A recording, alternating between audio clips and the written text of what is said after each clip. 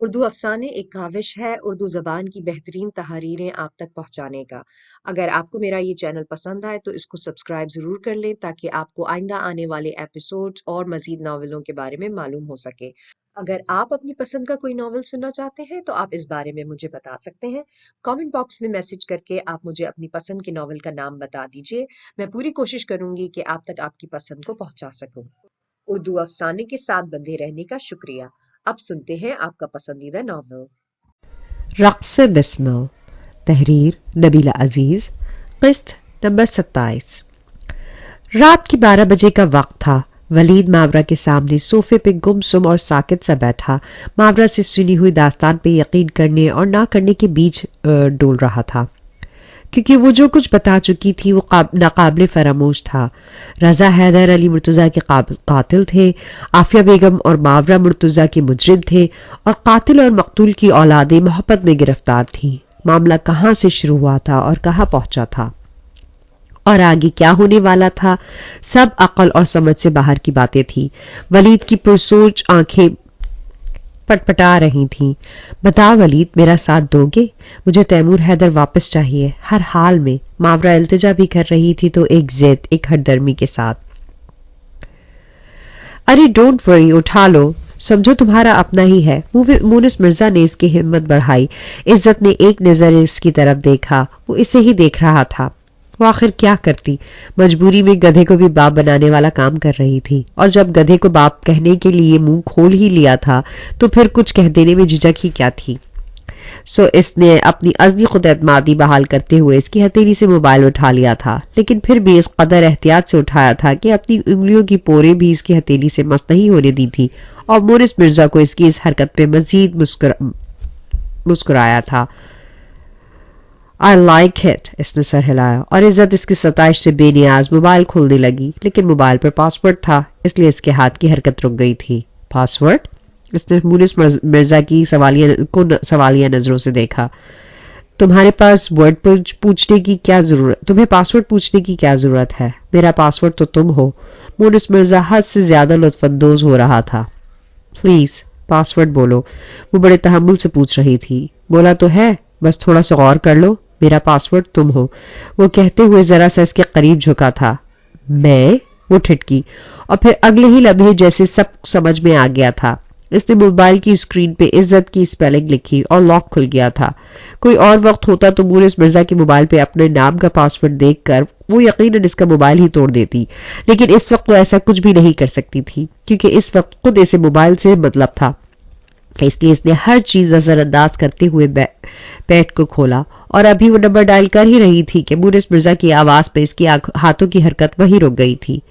ولید رحمان کے نمبر کے علاوہ تم دنیا کا کوئی بھی نمبر ڈائل کر سکتی ہو۔ مونس مرزا کی اس قدر پرسکون وارننگ پہ اس کے چہرے کا رنگ بدلا تھا، لیکن اس نے ظاہر نہیں ہونے دیا تھا، اور بڑے غیر محسوس طریقے سے ولید کے نمبر کی بجائے تیمور کا نمبر ڈائل کیا تھا، مگر افسوس تیمور کا نمبر بند جا رہا تھا۔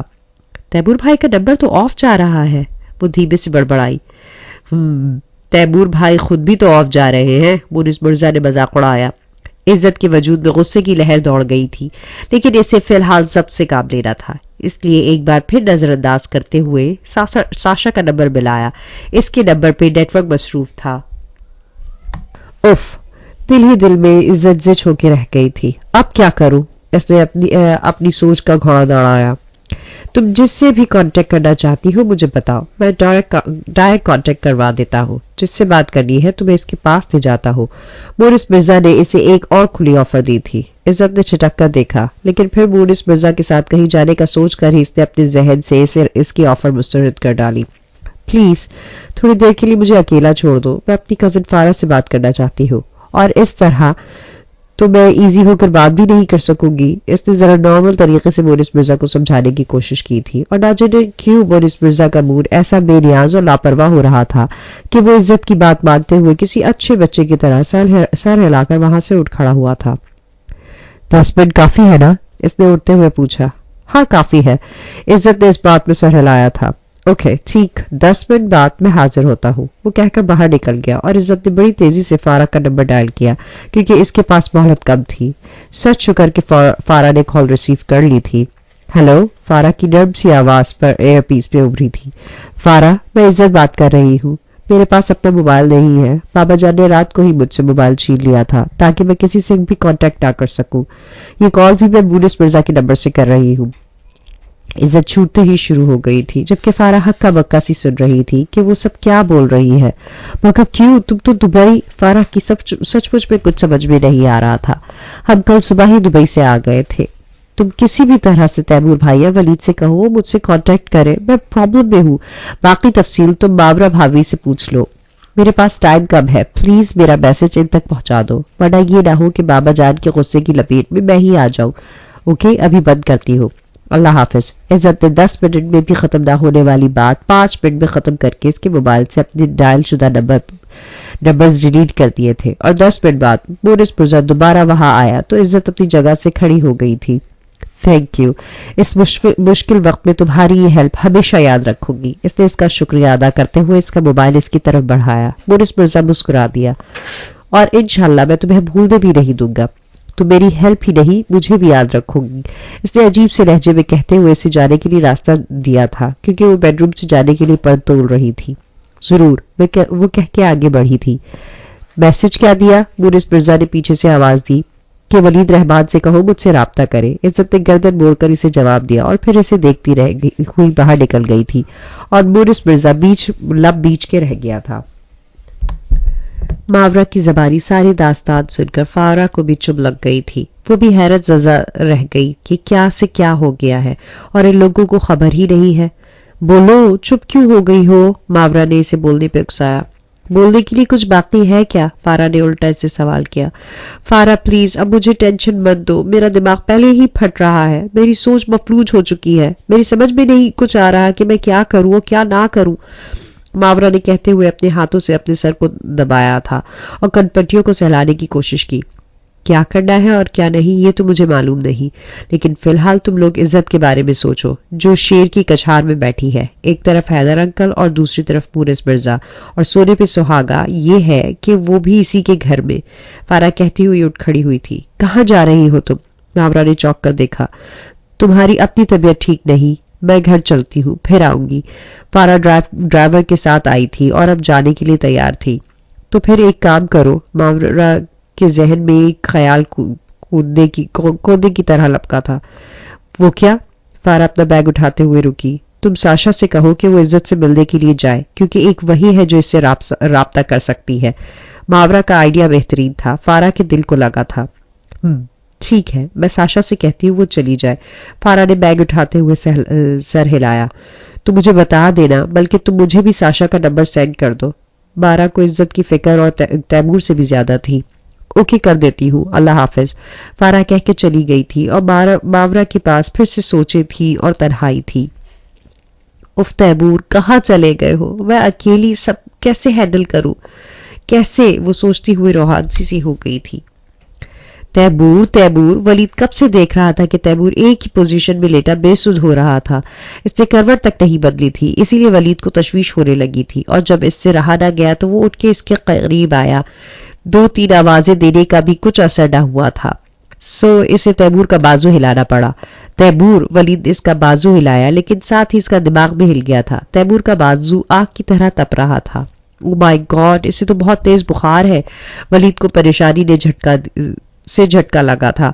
तैमूर, आंखें खोलो, इधर देखो तैमूर। वलीद ने झुककर इसका चेहरा तपका, लेकिन बुखार की शिद्दत इतनी शदीद थी कि वो सुध-बुध ही खो बैठा था। क्या बात है? सब खैर तो है? जुबैदा खातून अंदर आ गई थी। उन्होंने वलीद की आवाज सुन ली थी। अम्मी, इसे बहुत तेज बुखार है। दोपहर से एक ही पोजीशन में सो रहा था, मुझे पता ही नहीं चला। वलीद ने पलट कर मां को बताया। वो भी परेशान हो गई थी।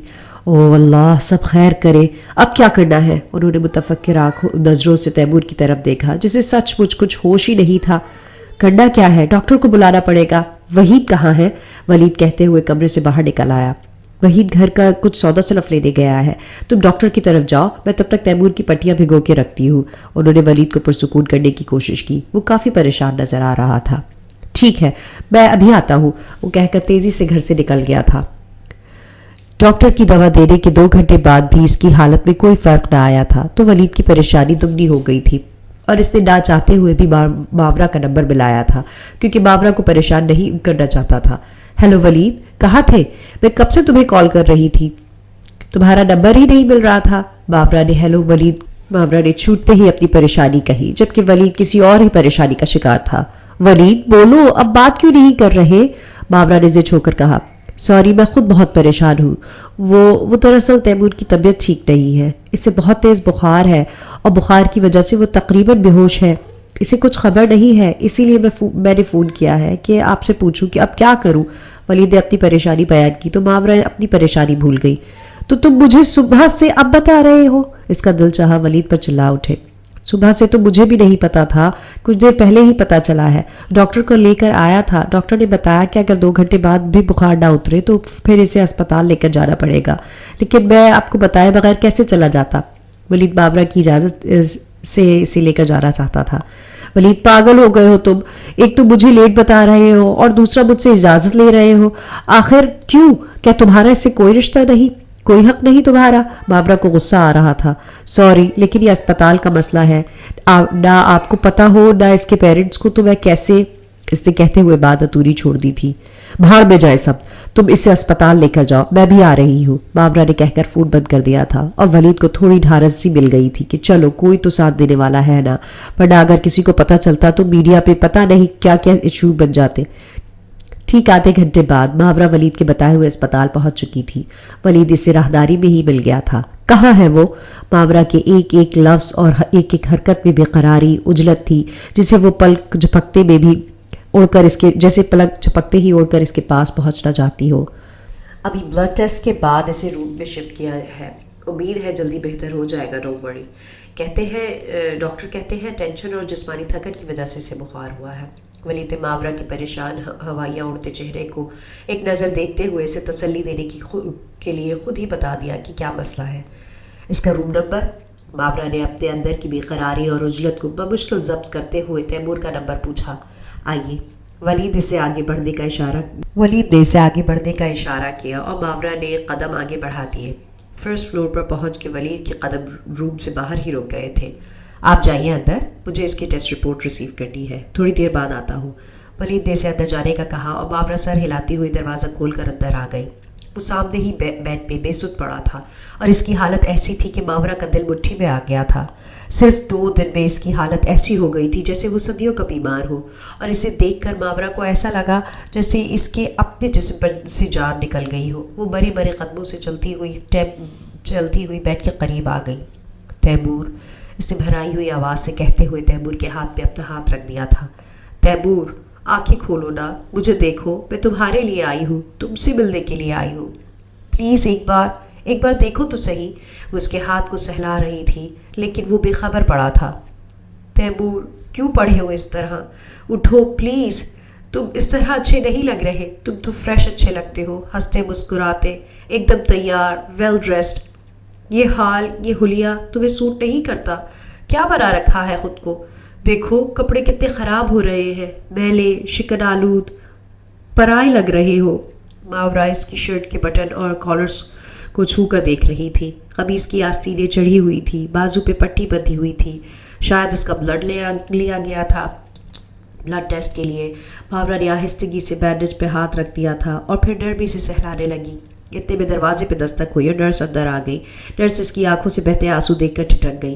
آپ کون؟ شاید نرس پہلے بھی وزٹ کر چکی تھی، اس لیے پہلے اسے نہیں دیکھا تھا. میں ان کی وائف ہوں، ماورا نے خود کو سنبھالتے ہوئے جواب دیا. اوہ وائف، پھر تو حق بنتا ہے. ویسے رونے کی ضرورت نہیں، انشاءاللہ جلدی بہتر ہو جائیں گے. نرس کہہ کر اس کا بی پی چیک کرنے لگی اور ماورا گہری سانس کھینچتے ہوئے کرسی پر بیٹھ گئی. نرس نے مسلسل تیمور کے چہرے کے گرد ہی گھوم رہی تھی. صبح ساشا جاگنگ کے لیے نکلی تھی اور پھر وہیں سے گاڑی لے کر سیدھی عزت سے ملنے چلی آئی تھی. صبح کا وقت تھا. مونس مرزا بھی جاگنگ سے واپس آ رہا تھا.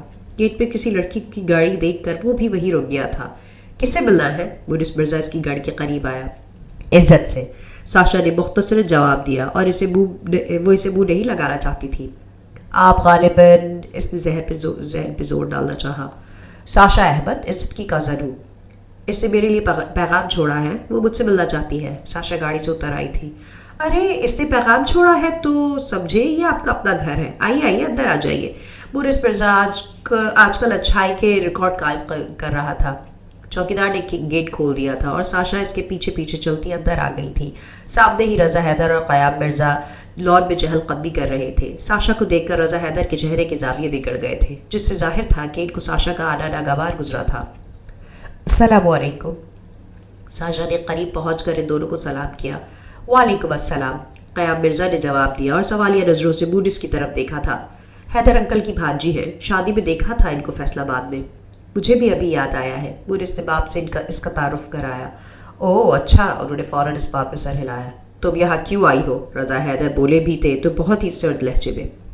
میں عزت سے ملنے کے لیے آئی ہوں. ساشا نے بھی بڑے ڈپے تلے انداز میں جواب دیا. کیوں؟ اس سے کیوں ملنا ہے؟ ان کی نظریں تیکھی ہو چکی تھی. میں تو اس سے ملنے کے لیے پہلے بھی آتی تھی. اس میں کیوں کا کیا سوال ہے؟ میں پہلی بار تو نہیں آئی.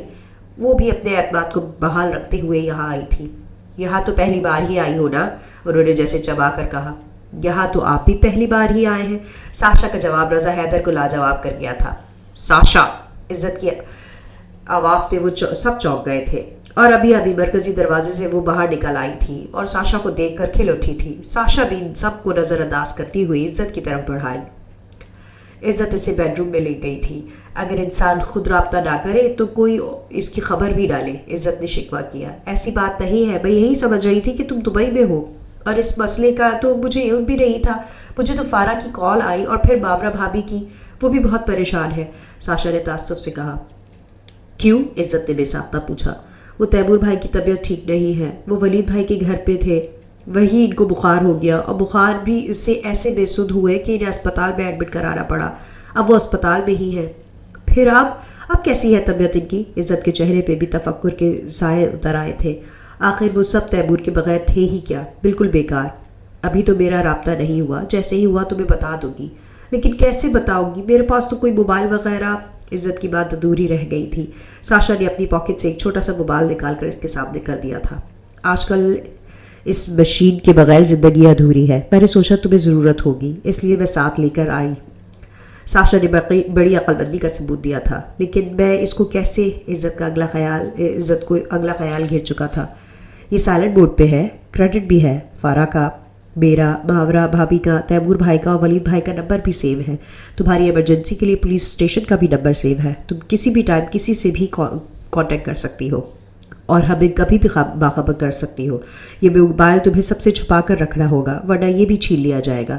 باقی تمہیں جس چیز کی بھی ضرورت ہو مجھے بتا دینا، میں پہنچا دوں گی. ابھی میں چلتی ہوں. ملاقات مختصر ہی رہے تو بہتر ہے، طویل ہوئی تو پابندی لگ جائے گی.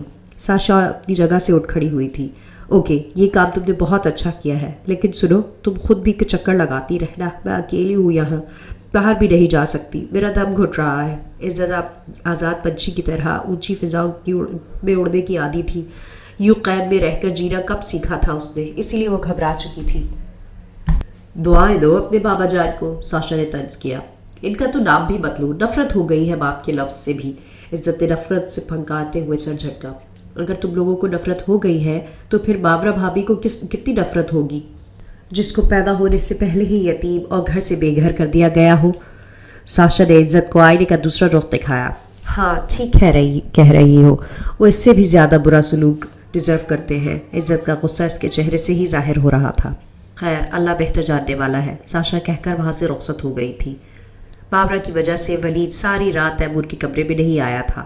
البتہ وقتاً فوقتاً اس کی خبر لیتا رہا تھا اور باورا ساری رات اس کے سرہانے بیٹھی رہی تھی.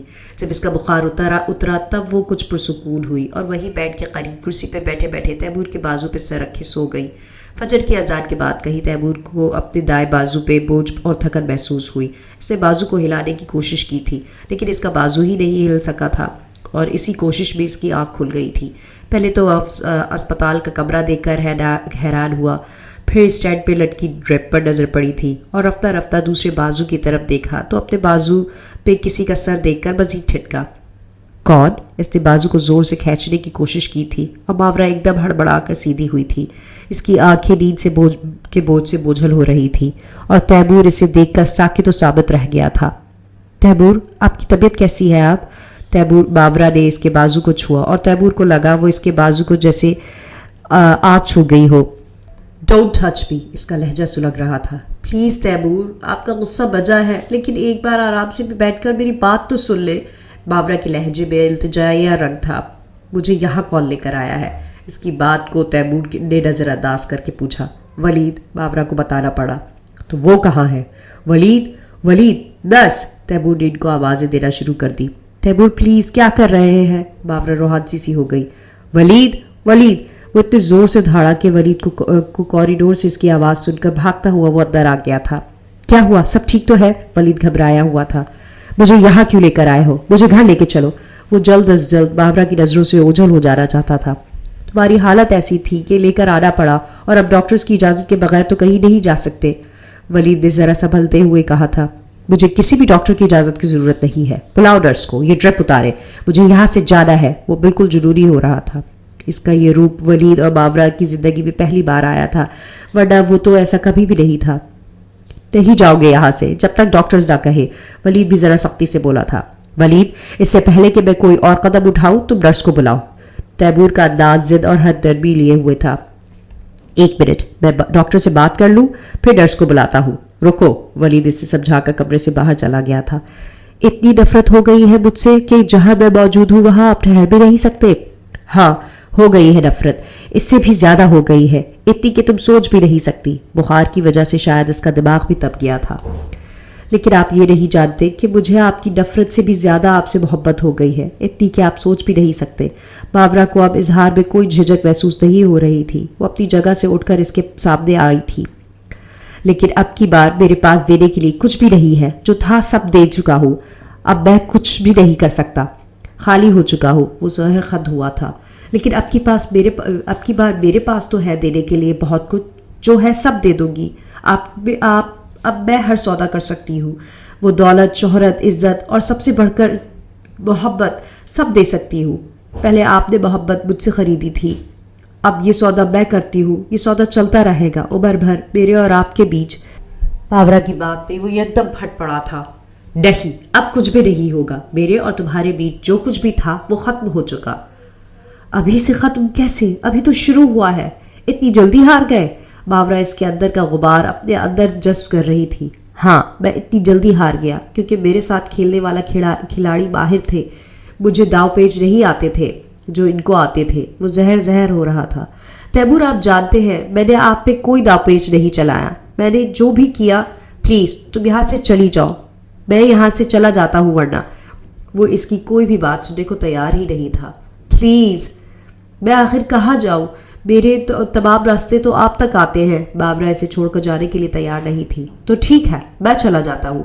تیمور نے غم و غصے کی انتہا کو چھوتے ہوئے اپنے ہاتھ میں لگی ڈرپ یکدم کھینچ ڈالی تھی اور اس کے ساتھ ہی کھنولا بھی کھینچ کر نکال دیا تھا. اور اتنی بے دردی سے کھینچا تھا کہ اس کی تکلیف دیکھ کر بابرا کی چیخ نکل گئی تھی کیونکہ اس کے ہاتھ کی رگ سے خون بہہ نکلا تھا. تیمور!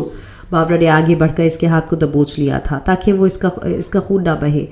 دور رہو مجھ سے. تیمور نے اپنا ہاتھ ایک جھٹکے سے اس کے ہاتھ سے کھینچ لیا تھا اور اس حرکت سے ان دونوں کے کپڑوں پہ خون کے چھینٹے پڑ گئے تھے. نہیں رہوں گی، چاہے مجھے جان سے مار دو.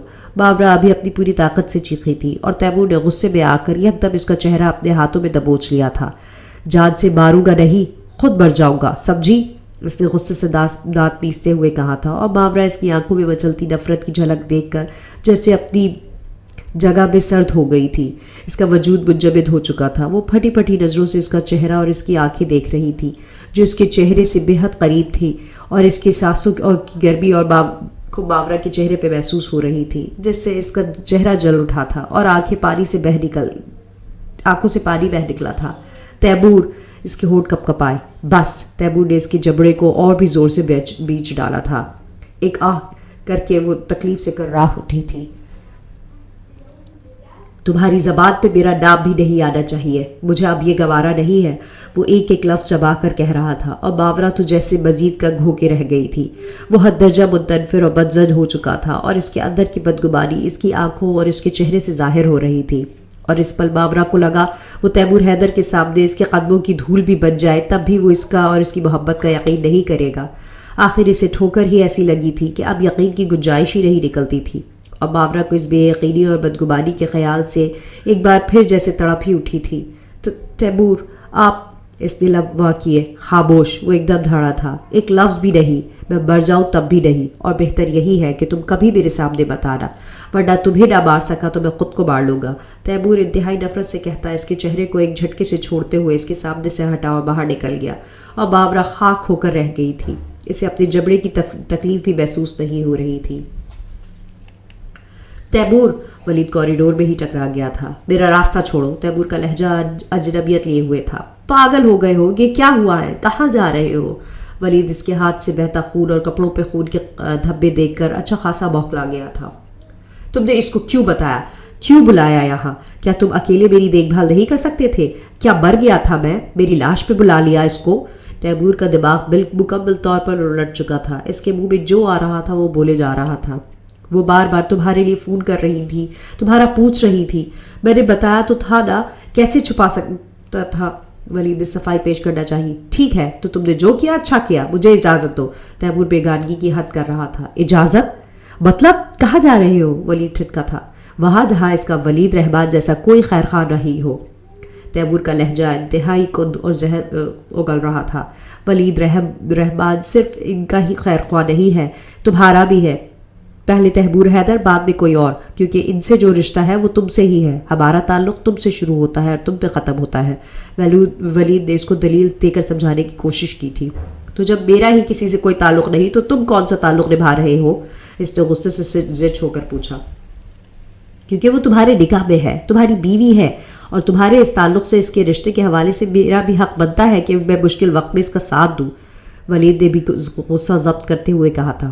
تو ٹھیک ہے پھر دو ساتھ. جی جتنا ہو سکے دو. میں جا رہا ہوں. تیمور سرکشی پہ اتر آیا تھا.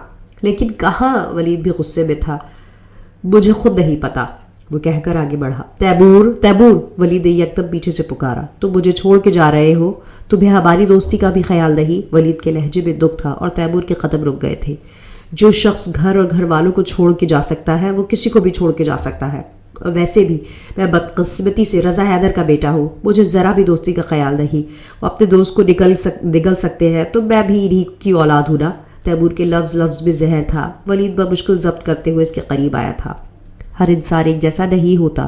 وہ میرا دوست رضا حیدر کا بیٹا ہونے کے باوجود رضا حیدر جیسا نہیں ہے. یہ بات میں پورے یقین کے ساتھ کہہ سکتا ہوں. ولید نے اس کی آنکھوں میں آنکھیں ڈالتے ہوئے کہا تھا. اور تیمور نے اس کے اتنے یقین اور اتنے بھروسے پہ بے ساختہ سر جھٹک دیا تھا. اتنے یقین سے مت کہو.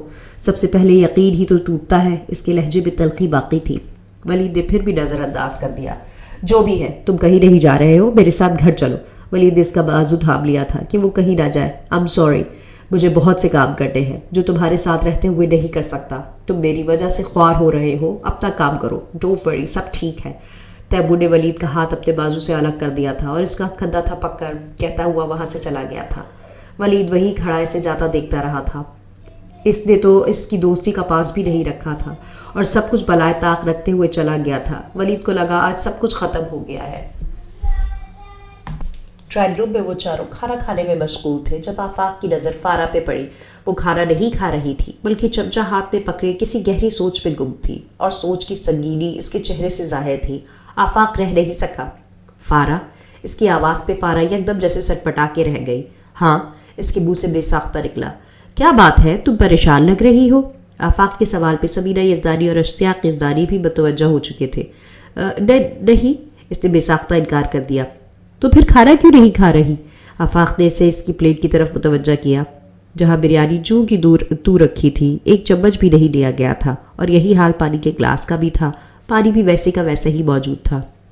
کچھ نہیں. بس ایسے ہی. فارا نے بات ٹالنے کے لیے نفی میں سر ہلایا. دیکھو بیٹا تم اس کنڈیشن میں نہیں ہو کہ کوئی بھی ٹینشن ذہن پہ سوار کرو. وہ اسے چپ چاپ سوچتی رہو گی. اگر کوئی مسئلہ ہے تو شیئر کرو. ذہن کا بوجھ کم ہو جائے گا. ریلیکس ہو جاؤ گی. سمینہ یزدانی نے اسے بولنے پہ اکسایا تھا اور فارا چند ثانیے کے لیے خاموش ہو گئی تھی. آفاق نے ایک نظر سمینہ یزدانی اور اشتیاق یزدانی کی سمت دیکھا. سمینہ یزدانی نے بیٹے کو اکسایا. وہ ان کی نظروں کا اشارہ سمجھ چکا تھا. فارا کیا بات ہے؟ کیا تم بتانا نہیں چاہتی؟ آفاق کا سوال گرم البتہ لہجہ اور نرم ہی تھا. نہیں ایسی کوئی بات نہیں ہے. وہ دراصل حیدر انکل کے گھر میں کافی مسئلہ چل رہا ہے آج کل. بلاخر اس نے اگل ہی دیا اور وہ تینوں اس کی कैसा मसला? अब सबको मजीद तशवीश हुई थी। तैमूर भाई ने अपनी पसंद से शादी कर ली है। फारा ने सास और ससुर के चेहरे देखे। कब? ये खबर इनके लिए धमाके से कम नहीं थी। चंद रोज पहले। लेकिन हैदर अंकल इस शादी से खुश नहीं थे और इस शादी के खिलाफ थे। उन्होंने बहुत इशू उठाया। फारा रफ्ता रफ्ता सब बताती जा रही थी।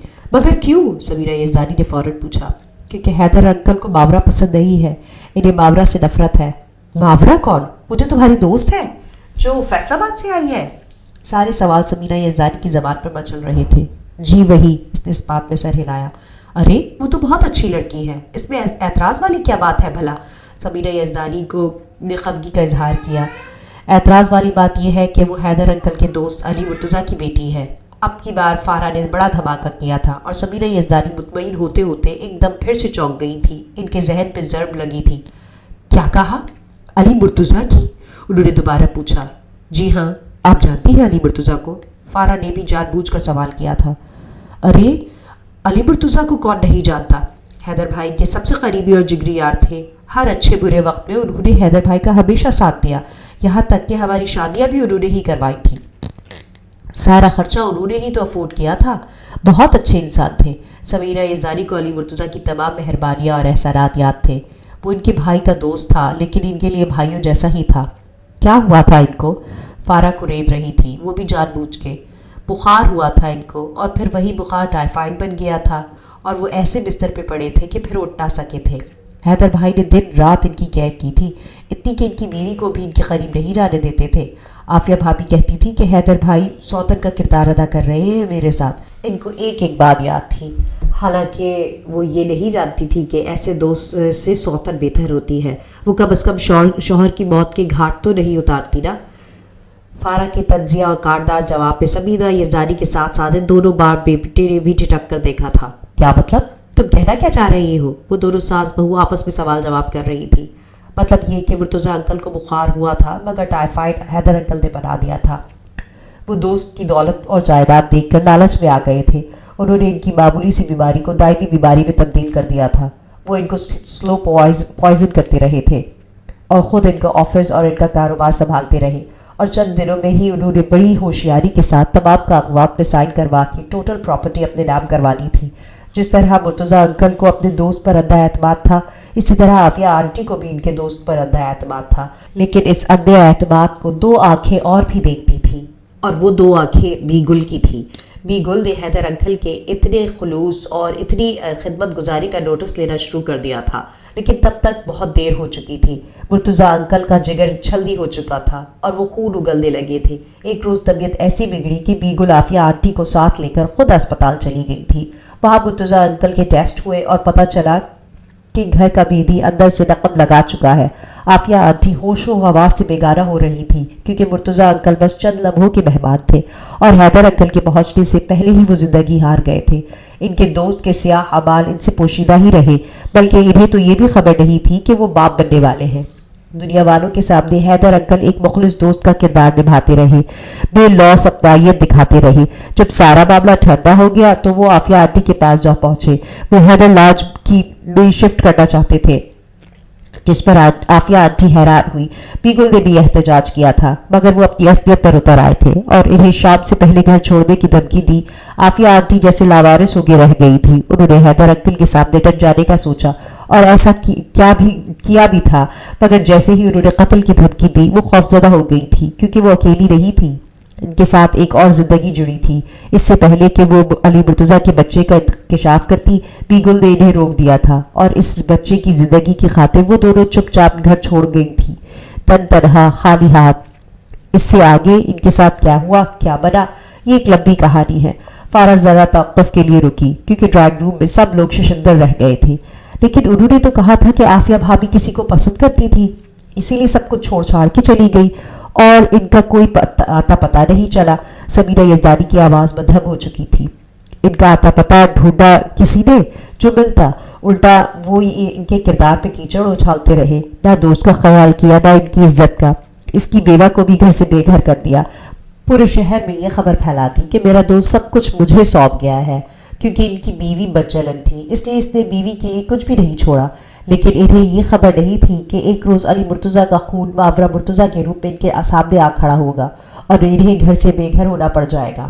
کیا مطلب یہ کہ تیمور بھائی نے سب کچھ ماورا کے نام کر لیا تھا، جس پہ مشتعل ہو کر حیدر انکل گھر چھوڑ کے چلے گئے ہیں اور قیام مرزا کے گھر رہائش پذیر ہے۔ فارا نے تو بیٹھے بیٹھے ان لوگوں کے 14 طبق ہلا کے رکھ دیے تھے، ایک سے بڑھ کر ایک انکشاف ہو رہا تھا۔ اب ماورا اکیلی رہ رہی ہے اس گھر میں، فارا نے کہتے ہوئے پانی کا گلاس اٹھا لیا تھا۔ او مائی گاڈ، یہ سب کیا ہو رہا ہے؟ سمیرہ یزدانی اپنا سر دونوں ہاتھوں میں تھام کے بیٹھ گئی تھی، اور یہی حال آفاق کا بھی تھا۔ تیمور کہاں ہے؟ آفاق کو پہلا خیال تیمور کا ہی آیا تھا۔ سب سے پہلے انہوں نے ہی تو گھر چھوڑا تھا۔ ان کی نظر میں ماورا ان کی محبت کی مجرم ہے۔ وہ کہتے ہیں ماورا نے دھوکہ دیا ہے، جبکہ مجھے پتا ہے ماورا نے کوئی دھوکہ نہیں دیا۔ اس نے تیمور بھائی کو اس رستے سے ہٹانے کی بہت کوشش کی تھی۔ وہ حیدر انکل کی سزا تیمور حیدر کو نہیں دینا چاہتی تھی، مگر پھر بھی تیمور بھائی اس سے بدزن ہو چکے ہیں، دور ہو چکے ہیں اس سے۔ فارا نے الف یہ سب کچھ بتا دیا تھا، اور اب آفاق کا دماغ مشین کی طرح کام کر رہا تھا۔ پھر اچانک وہ اپنی جگہ سے اٹھ کھڑا ہوا تھا۔ کیا ہوا؟ کہاں جا رہے ہیں؟ فارا ایک دم چوکی۔ کہیں نہیں، آ جاؤں گا تھوڑی دیر تک، وہ کہہ کر اپنے بیڈ روم میں چلا گیا اور موبائل اور گاڑی کی چابیاں لے کر نکل گیا۔ زوبیہ شاہ نواز کی گاڑی کے ٹائر بہت زور سے چرچرائے تھے، لیکن تب تک دیر ہو چکی تھی۔ سامنے والا گھائل ہو چکا تھا۔ او مائی گاڈ! وہ پریشانی سے بوکھلا کر گاڑی سے اتر آئی اور گاڑی سے ٹکرانے والے آدمی کو سہارا دے کر سیدھا کیا تھا، اور اسٹریٹ لائٹ میں اس کا چہرہ دیکھنے کی کوشش کی تھی، اور اس کوشش میں اسے ایک زوردار زہری جھٹکا لگا تھا۔ تیمور حیدر! اس کے ہونٹ پھڑپڑائے۔ اس نے تیمور حیدر کو کبھی نہیں دیکھا تھا، بس آفاق کی شادی کی مووی اور تصاویر وغیرہ میں ہی دیکھا تھا، یا پھر میگزینز میں، لیکن پھر بھی وہ پہلی نظر میں ہی پہچان گئی تھی۔ میں ٹھیک ہوں، تیمور نے اس کے ہاتھ ہٹانے کی کوشش کی تھی، اور اس کوشش میں زوبیہ کو احساس ہوا تھا کہ اس کا جسم گرم ہے، یعنی اسے بخار تھا۔ وہ پھر ایک بار ٹھٹکی تھی۔ آپ ٹھیک نہیں ہیں؟ آپ کو تو بخار ہے۔ زوبیہ نے بلا جھجک اس کی کلائی چھو کر دیکھی، جس پہ تیمور مزید خفا ہوا۔ ڈونٹ وری سر، میں ڈاکٹر ہوں، ڈاکٹر زوبیہ شاہ نواز۔ مریض کو چیک کرنا میرا روٹین کا کام ہے۔ زوبیہ اس کی خفگی بھاپ چکی تھی، اس لیے مسکرا کر اپنا تعارف کروایا۔ اٹس اوکے، تیمور نے کہہ کر آگے بڑھنا چاہا، لیکن اس کے قدم لڑکھڑا گئے تھے۔ ارے سنبھل کے! زوبیہ نے ایک دم اسے بازو سے تھام لیا تھا۔ پتہ نہیں کیا بات ہے، چکر آ رہے ہیں، وہ ٹھیک سے دکھائی بھی نہیں دے رہا ہے۔ تیمور نے اپنی کنپٹیوں کو سہلانے کی کوشش کی۔ یہ سب بخار اور نقاہت کی وجہ سے ہو رہا ہے، آئیے میں آپ کو ڈراپ کر دیتی ہوں۔ زوبیہ نے اپنی گاڑی کی سمت اشارہ کیا تھا۔ نہیں، میں چلا جاؤں گا۔ وہ ڈاکٹر زوبیہ کے ساتھ جانے کو تیار نہیں تھا۔ آپ اس حالت میں کہیں بھی نہیں جا سکتے ہیں، اگر جائیں گے تو نقصان ہوگا۔ زوبیہ نے اسے منع کیا تھا۔ کیسا نقصان؟ اس نے تلخی سے سر جھٹکا۔ دیکھیے، آپ سے ٹھیک سے چلا بھی نہیں جا رہا ہے، ڈرائیو کرنا تو دور کی بات ہے۔ زوبیہ اسے اس حالت میں ایسے رسک کی اجازت ہرگز نہیں دے سکتی تھی، اور پھر تیمور کے لاکھ انکار کے باوجود اسے اپنی گاڑی تک لے آئی تھی۔ گاڑی کی اگلی نشست کی پشت سے سر ٹکاتے ہی تیمور کا دماغ جیسے غنودگی میں اترنے لگا تھا۔ Mister Taimur, are you okay? Zobia نے اس کا بازو ہلایا تھا۔ ہاں، اس سے غنودگی میں ہی جواب دینے کی کوشش کی تھی۔ آپ کا ایڈریس؟ میرا ایڈریس؟ کوئی بھی نہیں، گھر نہیں ہے میرا، کوئی گھر نہیں ہے۔ وہ غنودگی میں کیا بول رہا تھا زوبیہ کو سمجھ نہیں آ رہا تھا، اور وہ پریشان ہونے لگی۔ آفاق تیمور کو ڈھونڈنے نکلا تھا، لیکن کہاں ڈھونڈتا، اس نے سڑکیں چھان ماری تھی، اس کا نمبر بن جا رہا تھا۔ بابرا لا علم تھی، ولید لا علم تھا، گھر والے کہاں تھے کچھ خبر ہی نہ تھی۔ وہ اسے ڈھونڈتا تو کیسے ڈھونڈتا، لیکن جب اوپر والا ساتھ دے تو سب کام آسان ہو جاتا ہے۔ اچانک اس کے نمبر پہ ڈاکٹر زوبیہ شاہ نواز کی کال آئی تھی۔ پہلے تو اس نے اس پریشانی اور افراتفری میں نظر انداز کر دینا چاہا، لیکن پھر سوچا کہ شاید کوئی کام ہو، اس لیے ریسیو کر لیا۔ ساتھ ڈرائیو بھی کر رہا تھا۔ ہیلو، آفاق دماغی سے بولا۔ کیسے ہیں آفاق صاحب؟ زوبیہ کی آواز بھی کچھ پریشان تھی، ورنہ اس کا لہجہ اور اس کی آواز ہمیشہ خوشگوار ہوتی تھی، ایک دم حشاش بشاش۔ اللہ کا شکر، آپ سنائیں، اس وقت کیسے یاد کیا؟ آپ سے ملاقات کا ارادہ ہے، انتظار میں ہوں، آ جائیے، پاپا بھی آ چکے ہیں۔ زوبیہ اسے اپنے گھر میں بلا رہی تھی۔ لیکن میں اس وقت تھوڑا مصروف ہوں، بلکہ ٹینشن میں ہوں، ابھی نہیں آ سکتا۔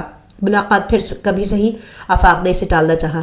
چلیے، ہمارے لیے نہ صحیح، اپنے کزن کے لیے ہی آ جائیے۔ زوبیہ بات کو گھما رہی تھی۔ کزن؟ کون؟ آفاق ایک دم ٹھٹکا۔ تیمور حیدر۔ واٹ؟ تیمور آپ کے گھر پہ ہے اور ادھر میں اسے ڈھونڈتا پھر رہا ہوں؟ آفاق کو جیسے حیرت زدہ سا جھٹکا لگا تھا۔ ان کی طبیعت ٹھیک نہیں ہے، آپ جلدی آ جائیے۔ زوبیہ نے کہہ کر فون بند کر دیا تھا اور آفاق نے گاڑی کا رخ موڑ لیا تھا۔ وہ قدرے مطمئن ہو چکا تھا کیونکہ اسے ڈھونڈنے کی پریشانی ختم ہو چکی تھی، اور پھر اگلے 15 منٹ میں وہ ڈاکٹر شاہنواز کے گھر پہ موجود تھا۔ عافیہ بیگم نے سلام پھیرا ہی تھا کہ دروازے پہ لگی گھنٹی بجنے لگی۔ ارے اس وقت کون آ گیا؟ وہ وال کلاک کی سمت دیکھتے ہوئے دعا مانگے بغیر ہی اٹھ کر دروازے کی طرف آ گئی تھی۔ کون؟ انہوں نے قریب جا کے پوچھا۔ امی۔ ماورا کی مدھم سی آواز کانوں میں پڑی تھی اور عافیہ بیگم نے یکدم دروازہ کھول دیا تھا۔ ماورا؟ وہ اسے دیکھ کر بوکھلا گئی تھی۔ وہ ان کے سامنے بے حال کھڑی تھی۔ امی؟ ماورا بے اختیار ان کے گلے لگ کر رو پڑی تھی اور عافیہ بیگم کو تو جیسے جسم سے جان ہی نکل گئی تھی۔ ماورا کیا بات ہے؟ کیا ہوا ہے؟ سب ٹھیک تو ہے نا؟ تیمور کہاں ہے؟ انہوں نے ایک ساتھ کئی سوال کر ڈالے تھے۔ ارے کیا ہوا ہے؟ دروازے پہ ہی شروع ہو گئی ہو، اندر تو لے آؤ بچی کو۔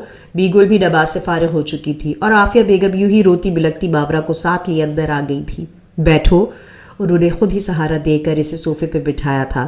میں پانی لے کر آتی ہوں۔ بیگل نے خود ہی جا کر کچن سے پانی لے کر آئی۔ اب بولو کیا ہوا ہے؟ تھوڑی دیر بعد انہوں نے ماورا سے سوال کیا اور ماورا نے ایک بار پھر تڑپ تڑپ کے رونا شروع کر دیا تھا۔ دیکھو بیٹا، اس طرح تو ہونا ہی تھا نا، صبر سے کام لو۔ ابھی نیا نیا زخم ہے، درد تو ہوگا لیکن ایک نہ ایک دن ختم بھی ہو جائے گا۔ وقت کے ساتھ ساتھ سب گھاؤ بھر جاتے ہیں۔ تیمور کا گھاؤ بھر گیا تو تیرے ہی پاس آئے گا۔ آخر کب تک بھاگے گا؟ کہاں جائے گا؟ اس کی منزل تو تم ہی ہو نا۔ بیگل تیمور حیدر کے احساسات دور رہ کے بھی سمجھ سکتی تھی، اسی لیے اس کی طرفداری بھی کرتی تھی۔ لیکن بیگل کب تک کی امید رکھوں؟ کب لوٹے گا وہ میرے پاس؟ ماورا کے اندر کی شدت اسے رلا بھی شدت سے رہی تھی۔ یہ تو گھاؤ بھرنے کی بات ہے کہ کب تک بھرے گا، کب اس کا درد ختم ہوگا، وہ بھلا اور کیا کہتی؟ بیگل آپ یہ کیوں نہیں کہتی کہ کبھی کبھی چھوڑ کے جانے والے واپس نہیں آتے، دور بھاگنے والے ہمیشہ کے لیے ہی دور ہو جاتے ہیں، ان کے پاؤں منزل کا راستہ بھول جاتے ہیں۔ بیگل مجھے صاف بتائیے، مجھے دلاسے مت دیجیے، میرا تسلیوں سے گزارا نہیں ہوگا۔ وہ بلک رہی تھی اور عافیہ بیگم چپ چاپ بیٹی کی حالت دیکھ رہی تھی۔ جب تک وہ محبت کی چاشنی سے محروم تھی تب تک پرسکون تھی، لیکن جب سے محبت منہ کو لگی تھی سکون کا پنچھی اڑ گیا تھا۔ وہ بے چین اور بے کل پھر رہی تھی، تڑپ ایسی تھی کہ ماں کو بھی رونا آ رہا تھا۔ بیگل اسے بہلا بہلا کے تھک گئی تھی۔ ولید کے نمبر پہ کسی اجنبی نمبر سے فون آ رہا تھا، اس نے فوراً اٹھا لیا۔ ولید؟ عزت کی آواز پہ ولید کا کھٹا کھٹ چلتا ذہن ایک دم رک گیا تھا۔ ولید؟ اس نے پھر پکارا۔ مر گیا ولید؟ وہ تو جیسے ایک دم پھٹ پڑا تھا۔ اف کیا ہوا؟ عزت نے گھبرا کے پوچھا۔ یہ تم پوچھ رہی ہو کیا ہوا؟ واہ کیا دیدہ دلیری ہے۔ وہ تو جیسے بھرا بیٹھا تھا۔ لیکن کچھ بتاؤ تو صحیح۔ وہ الٹا اور پریشان ہو رہی تھی۔ کیا میرے بتانے کی کوئی کسر باقی ہے؟ آپ دونوں بہن بھائی کی عشق و عاشقی کا نتیجہ بھگت رہا ہوں میں۔ ولید غصہ سے اگل رہا تھا۔ کیا صرف ہماری عشق و عاشقی تھی؟ آپ کو کچھ نہیں تھا؟ عزت کا دماغ گھوم گیا۔ نہیں ہرگز نہیں، ہمیں اگر تھا بھی تو ہمارے اندر صبر تھا، برداشت تھی، ضبط تھا۔ تم دونوں بہن بھائی میں نہیں تھا، دونوں کو نکاح کی پڑ گئی، اب آ گیا مزہ نکاح کا۔ اس نے عزت کو لتے لے ڈالا تھا۔ تیمور کا غصہ اس پر نکل گیا تھا۔ ولید؟ وہ چبا کر بولی۔ کہا نا مر گیا ولید، وہ لاپرواہی سے بولا۔ میں فون بند کر رہی ہوں، عزت نے دھمکی دی۔ کر دو، وہ ویسے ہی لاپرواہی سے بولا۔ اس پر کوئی اثر نہیں ہوا تھا اور عزت نے کھٹاک سے فون بند کر دیا تھا۔ وہ بڑبڑا کے رہ گیا، لیکن چند سیکنڈز بعد دوبارہ گھنٹی بجنے لگی تھی۔ اس نے پھر ریسیو کر لیا۔ اب کیا ہے؟ وہ عجیب چڑچڑا ہو رہا تھا۔ سنو، میں نے ماورا بھابھی کے لیے فون کیا تھا، ان کو پیغام دے دو وہ اپنی حفاظت کرے، ان کو اور ان کی امی کی جان کو خطرہ ہے، یہاں پلاننگ ہو رہی ہے۔ مجھے ٹھیک سے سنائی نہیں دیا لیکن معاملہ سنگین ہے، پلیز الرٹ رہو سب۔ عزت نے کہہ کر فون دوبارہ بند کر دیا تھا اور ولید موبائل ہاتھ میں پکڑے ہکا بکا رہ گیا تھا۔ ماورا بھابھی اور ان کی امی کی جان کو خطرہ؟ وہ زیر لب بڑبڑایا تھا۔ And of the episode. باقی سنیے آئندہ۔